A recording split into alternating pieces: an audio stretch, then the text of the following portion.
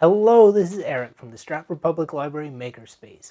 Welcome to another edition of Make Meetups. This week we're going to be creating our own stuffies and soft action figure robot creature creations. I know you guys probably have a whole head full of ideas of what you want to create, or maybe you want to create your favorite character from a book. I'm going to introduce you to a few of my friends that friends of mine have created. You may remember some of these stuffies from previous Maker meetups, such as Collage and Diorama-rama. This is a fantastic doll made by my friend Caroline, and she's added eyes and eyebrows and stitched in a nose and a mouth and a whole bunch of really intricate details. She's even sewn tiny little fingers and put small pieces of wire inside them so that they're posable. My friend Emma created this log out of an old cashmere sweater, and she's done running stitches to give it some bark texture, as well as adding some moss, own little custom bugs, and a little bit of fungi here and there. You can even measure to see how old the tree was. She has also created this polar bear. You definitely don't need to go buy stuffing when you go to make your own creations. You can either use cut up scraps of fabric and just stick them in and fill it up that way. Or if you've got an old pillow that's kind of lumpy and doesn't really fit well anymore, you can use the stuffing from inside of that. Just ask before you cut anything up. For the creations that we're going to be making today, you definitely don't need to go out and buy new fabric. I found some old clothes that were ready for the rag bag, and some other stuff that was on its way to Goodwill, and anything that's round like this or the sleeve make an absolutely fantastic place to start. I like to make a pattern for the characters that I'm going to create, so I just draw out something that I have in my mind in 2 dimensions and then cut it out, and I'm going to use the same piece on both sides of my character.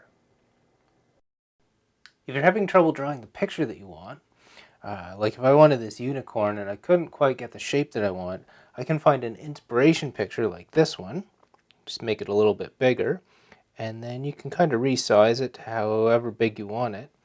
And there's a lot of detail in here, but you don't need to use that. And then I like to take a nice piece of clear like this from an old container, stick it right on top, and I can trace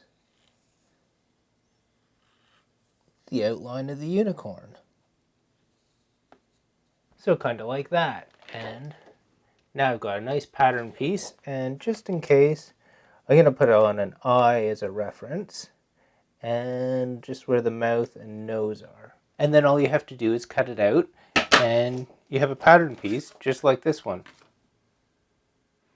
Now that I have my pattern ready to go, I transfer it onto a piece of fabric and cut out 2 pieces just the same. Now I'm going to stitch around my character and connect both pieces of fabric together.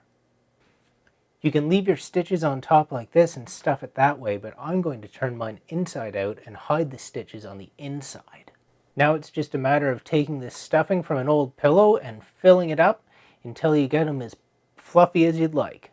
And now we'll stitch up the stuffing hole from the outside and nobody will ever see it.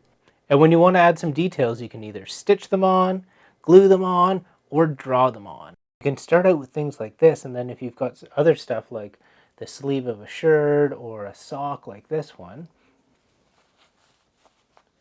and make it a completely different character, and then fill this up. Kind of do a couple little tucks here and you got a lip, or you could bring it out the other way and you could have a different kind of lip. So just a few little stitches here and there. And because you guys know I love puppets, I love doing this with socks.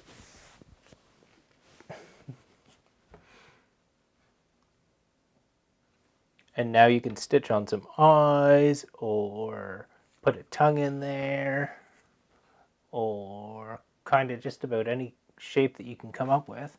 Or if you have a pair of toe socks, like these guys, you could cut those off and stitch them onto the top and make it look like a nice big crest, and stuff each toe and stitch it right on. My friend Margaret sure uses her imagination when she comes up with these fantastic sock creatures that are made out of every little bit and piece of sock that she can find. You can turn your socks into characters if you want, or you can turn them into just about anything else you can think of.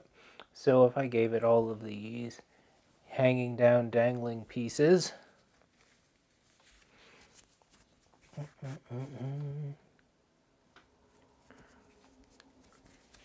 I could turn it into a tree.